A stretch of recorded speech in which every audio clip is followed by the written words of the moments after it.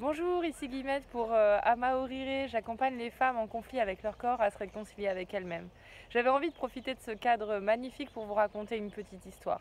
C'est celle d'une de mes clientes qui est venue me rencontrer parce qu'elle avait beaucoup de mal à enfanter son deuxième enfant. Vous savez à quel point la maternité me tient à cœur, avec mon investissement notamment dans la revue Grandir autrement.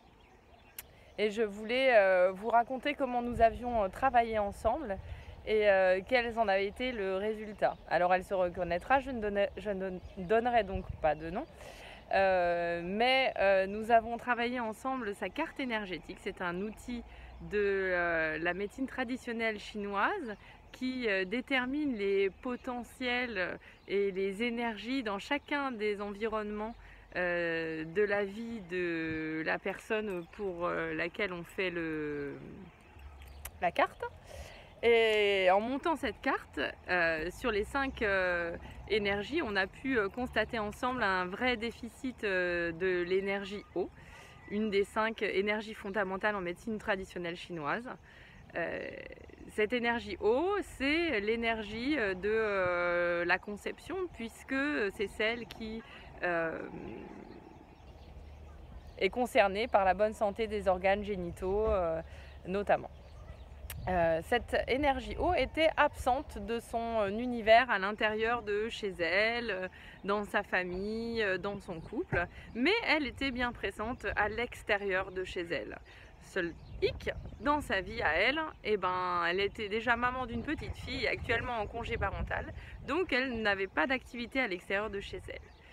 On a regardé ensemble les jours qui apportaient plus d'eau en termes énergétiques dans sa vie. Et on a aussi anticipé des activités à l'extérieur. Et ça a marché. Aujourd'hui, elle vient de m'annoncer, il y a quelque temps, j'avoue, l'enfant doit avoir 3 mois, mais j'osais pas vous le dire avant, vient de m'annoncer qu'elle avait eu un petit garçon. Voilà. C'est une belle victoire. Comment on peut reprendre le pouvoir sur sa vie avec des outils où il ne s'agissait pas cette fois-ci d'aller piocher des outils qui appartiennent à d'autres pour essayer de se les approprier. C'était juste servir d'un outil sur mesure pour poser ses actes à soi. Et voilà.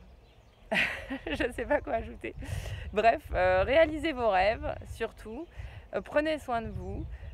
N'oubliez pas que l'intérêt des outils, c'est qu'ils soient complètement adaptés à ce que vous êtes et à ce que vous voulez faire.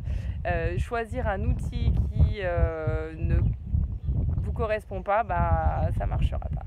Et c'est valable pour tout type d'outils, même en ce qui concerne l'éducation des enfants. Monter la carte énergétique d'un enfant, c'est très intéressant parce qu'on peut ainsi voir si c'est mieux de communiquer avec lui par l'oral, par l'écrit, de favoriser telle ou telle énergie pour qu'il se sente mieux et plus à l'équilibre. Voilà, pensez-y!